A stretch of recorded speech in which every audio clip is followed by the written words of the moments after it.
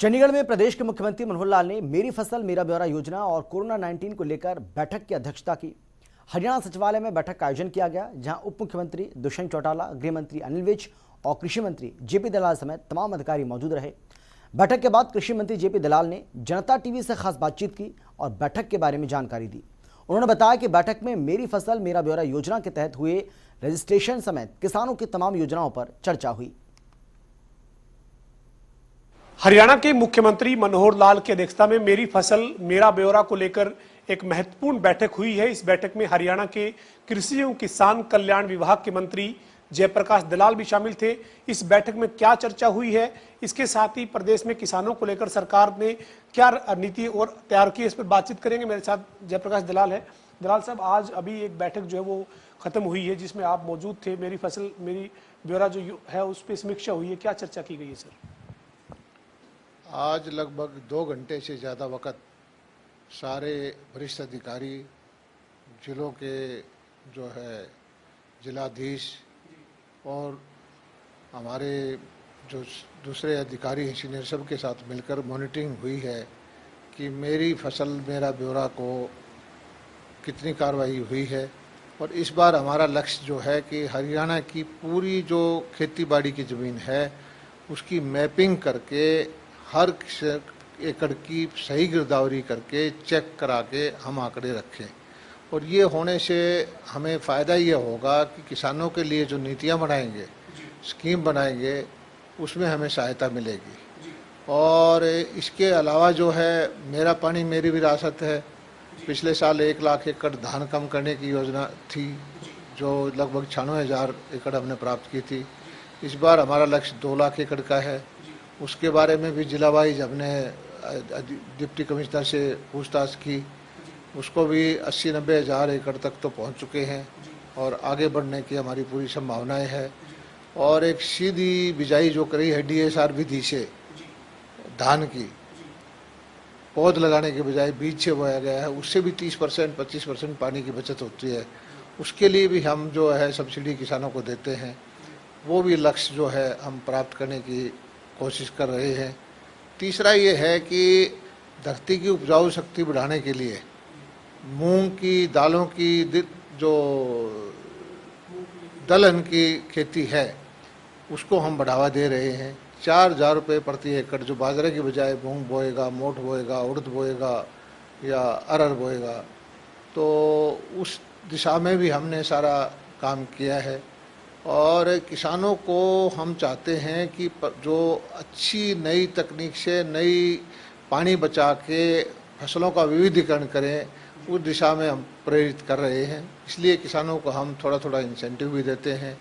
और पानी बचाने के लिए भी हमारी कोशिश है कि ड्रिप इरिगेशन, माइक्रो इरिगेशन, फव्वारा सिंचाई से किसान जो है योजनाएं हैं हमारी, जिसमें 80-90% तक की सब्सिडी है, उसका भी लाभ उठाएं, बागवानी की तरफ जाएं और सब्जियों की खेती करें। और फार्म गेट जो प्रोसेसिंग कर सकते हैं, मछली पालन का हो, दूध का हो, उस तरफ भी किसानों को हम आकर्षित कर रहे हैं। और हमारी कोशिश ये है कि हरियाणा का किसान, जो हमारा लक्ष्य है प्रधानमंत्री का, किसान की आमदनी को दुगना करना है, उसको देश में सबसे पहले प्राप्त करें। दलाल साहब, जो आपने बताया कि जो बाजरे की जगह पर मूंग की खेती करें या फिर दलहन की खेती करें, उनको आप जो है वो प्रोत्साहन के तौर पर जो है वो उनको कुछ राशि जो है वो आपने देने का फैसला किया है। ये योजना जो है वो पूरे हरियाणा के लिए या फिर दक्षिण हरियाणा के क्षेत्र में ज़्यादातर इसकी बिजाई होती है बाजरे की, तो उनके लिए पूरे प्रदेश के लोग जहाँ इन फसलों को अपनाएंगे? योजना पूरे प्रदेश के लिए है, लेकिन ज़्यादा खेती बाजरे की दक्षिण हरियाणा में होती है, रेतीली ज़मीन में। और मूंग की खेती करने से 2 फायदे हैं। एक तो किसान की जो लागत जो है कम हो जाती है, उसकी मूंग की जड़ों में नाइट्रोजन होती है तो खाद लगती है। और अगर 4 क्विंटल मूंग हो जाए तो आजकल 7200 रुपये का MSP है, MSP पे हम खरीद भी करेंगे, 30,000 रुपये का मूंग हो जाता है। तो बाजरा से ज़्यादा लाभदायक है। और एक सबसे यह है कि राष्ट्र के हित में भी है कि दालों की हमारे देश में कमी है, दालों का इंपोर्ट ना करना पड़े, तो देश के अंदर ही उत्पादन हो। तो हमारी जो नीतियां हैं केंद्र सरकार की, प्रदेश सरकार की, इस तरह की हैं कि तिलहन की, दलहन का बढ़ावा करें। और गेहूं और चावल हमारे यहाँ पर्याप्त है। तो उस दिशा में हम काम कर रहे हैं और किसान भाई हमारा पूरा सहयोग कर रहे हैं। किसान इस बात को समझ चुका है कि उनके हित के लिए ये नीतियाँ बनाई है और हम इसलिए उनको सीधा पैसा देने की योजना हमने बनाई है और सारे हरियाणा की ज़मीन की नाप तोल करके किस खेत में क्या फसल बो रखी है, क्या हमें ज़रूरत है, आने वाले सालों में नीतियाँ बनाने में सहयोगी हों, तो इसलिए एक एक इंच ज़मीन है जो है उसकी नाप तोल हम करेंगे, किस जगह किस एकड़ में क्या फसल बो रखी है। ये जो आप मैपिंग की बात कर रहे हैं कि मैपिंग करवाने के लिए आप विचार कर रहे हैं, तो इस मैपिंग का यही है कि पूरे प्रदेश में कौन सी जगह पर किस फसल की बिजाई है, क्या स्थिति है, फसल का खराबा क्या है, हर तरह से मदद मिलेगी। आने वाले सालों में हमेशा ही हर फसल पे हम पूरे हरियाणा की मैपिंग करवाया करेंगे कि जो 80 लाख 90 लाख एकड़ ज़मीन है कि एक एक एकड़ के अंदर किस किसान ने क्या फसल बो रखी है और उससे हमें क्या मंडी चलाने में सुविधा होगी, आगे किसी फसल को डाइवर्सिफाई करना है, किस में इंसेंटिव देना है, किस फसल की खरीद हमें ज़्यादा करनी चाहिए, क्या क्या सुविधाएं हम किसान को और दें। तो इसलिए हर बार हम ये काम करेंगे और हमने सारे डिप्टी कमिश्नर की ड्यूटी लगा दी है और उसके साथ जो अलग अलग विभागों के जूनियर अधिकारी हैं, चाहे वो पंचायत सेक्रेटरी हैं, चाहे वो नहर विभाग के पटवारी हैं, हमारे एडीओ हैं, हमारे मंडी के सुपरवाइज़र हैं, लगभग 6-7 हज़ार कर्मचारी और इसकी वेरीफाई जो है सीनियर अधिकारी, नायब तहसीलदार, बीडीओ और डिप्टी कमिश्नर की जिम्मेदारी लगाई है और उसकी अध्यक्षता में हर जिले का एक एक एकड़ की मैपिंग करके ये रिकॉर्ड मिलेगा। यह पहली बार हम करने जा रहे हैं। सर, 31 जुलाई तक प्रधानमंत्री फसल बीमा योजना के तहत किसान आवेदन कर सकते हैं। अपनी फसली जो बीमा करवाने की अवधि है वो 31 जुलाई तक है। क्या आपकी अपील किसानों से है और क्या कहेंगे इस मामले में?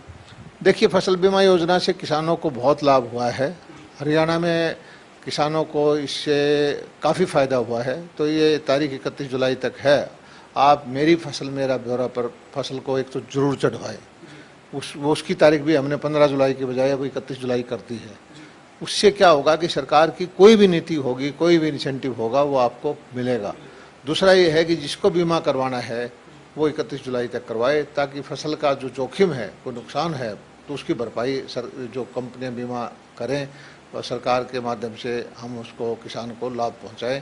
तो दोनों काम 31 जुलाई तक आप करवा लें और अपनी सही फसल का ब्यौरा जो है पोर्टल पे चढ़वा दें और इस ब्यौरा को हम सारे सरकारी अधिकारियों से नापतोल करवाएंगे और आने वाले वक्त में किसान के हित में क्या क्या कदम उठाए जा सकते हैं वो उठाने में हमें ये जो डाटा है, ये रिकॉर्ड है, ये बहुत सहायक सिद्ध होगा। सर, अंतिम सवाल है मेरा, ये जो आपने किसान और किसानी को लेकर जो काम सरकार कर रही है उसकी बात की है, लेकिन एक जो आंदोलन चल रहा है उस आंदोलन को आप किस दिशा में देखते हैं? अब किस तरह का वो आंदोलन आपको नजर आता है? किसानों का ये कहना था कि जो किसान नेता थे कि कृषि कानूनों को रद्द करवाने को लेकर हमारा ये आंदोलन शुरू हुआ, लेकिन अब ये किस तरफ चला गया है? मैं तो पहले दिन से ही कह रहा हूँ कि ये आंदोलन विशुद्ध रूप से राजनीतिक आंदोलन है और लोगों ने इन लोगों को मैंडेट नहीं दिया। ये लोग राजनीति में पहले भी कदम उठा चुके हैं। अब ये किसान के कंधे पे बंदूक रख के कुर्सी हथियाना चाहते हैं। अभी पीछे चढ़ूनी जी ने तो साफ ही कह दिया कि इलेक्शन लड़ना चाहिए। यूपी में इलेक्शन, यूपी के जो हमारे नेता हैं वो भी लड़ने की तैयारी कर रहे हैं। ये अलग अलग मंच हैं, किसान का नाम यूज करते हैं। विचारधारा में कोई कम्युनिस्ट से जुड़ा हुआ है, कोई कांग्रेस से जुड़ा हुआ है, कोई जो राष्ट्रीय पार्टी के बजाय जो क्षेत्रीय पार्टी है उनसे जुड़ा हुआ है। इनकी जो ध्येय जो है वो सत्ता प्राप्ति का है। किसान को तो ये जो है कंधे पे बंदूक रख के चलाना चाहते हैं, किसान का भला नहीं चाहते। मैंडेट की बात की सर, मैंडेट यानी गुरनाम सिंह चडूनी और राकेश टिकैत जो चुनाव लड़े हैं पहले, वो चुनाव हारे, उसकी बात करें कि जनता ने इनको मानना होता नेता तो बना देती नेता। देखिए, राजनीतिक पार्टी बना के आए, किसान एक बहुत भावनात्मक शब्द है। किसान की मेहनत को, किसान की पसीने को सारा देश नमन करता है। उसका सहारा लेके राजनीति ना करें, या फिर ये बताएं कि इन लोगों ने किसान जो यूनियन के नाम से पिछले 10-20 साल में किसानों के हित में क्या किया है।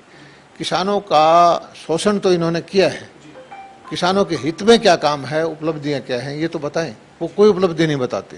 डर दिखा के कि मंडी चली जाएगी, एमएसपी खत्म हो जाएगी, ज़मीन खत्म हो जाएगी और ये सड़कों पर बैठ के आंदोलन, ये जो कानून रिपेल करने की बात करते हैं, ये लोकतांत्रिक नहीं है। सुप्रीम कोर्ट को भी नहीं मानते। सुप्रीम कोर्ट ने जब कहा कि आज कोई पुराना कानून नहीं लागू है, नए कानून पर स्टे है, और ये कानून वैसे भी ऑप्शनल है, आप मानना चाहें तो माने, ना पुराने कानून पर रखना चाहिए पुराने कानून पर रखें, तो आंदोलन का औचित्य किसी भी तरह से किसी को समझ में नहीं आता। लेकिन इन्होंने एक एजेंडा रखा कि सही बात पब्लिक में कोई करने ना दो, इसलिए जो बीजेपी के कार्यकर्ता हैं उनको घेरो, उनका पत्थरबाजी करो, उनकी गाड़ियों को तोड़ दो, उनके ऊपर आक्रमण करो, और एक तरफ से कहते हैं कि बड़ा शांतिपूर्वक आंदोलन है। ये बड़ा well designed, well thought strategy है इनकी, और इनकी कोशिश ये थी कि जैसे पुरानी सरकारों में हुआ है कि किसानों को गोली मारी गई थी, पिछली कितनी सरकारों में गोली मारी गई थी, इसी तरह भारतीय जनता पार्टी भी ऐसा करेगी। लेकिन भारतीय जनता पार्टी 7 महीने हो गए किसी किसान के ऊपर कोई हाथ नहीं उठाया है। अधिकारियों को स्पष्ट निर्देश है कि किसी भी किसान के ऊपर हाथ नहीं उठाना, और उसका ये जो समाज विरोधी तत्व हैं ये लाभ उठा रहे हैं।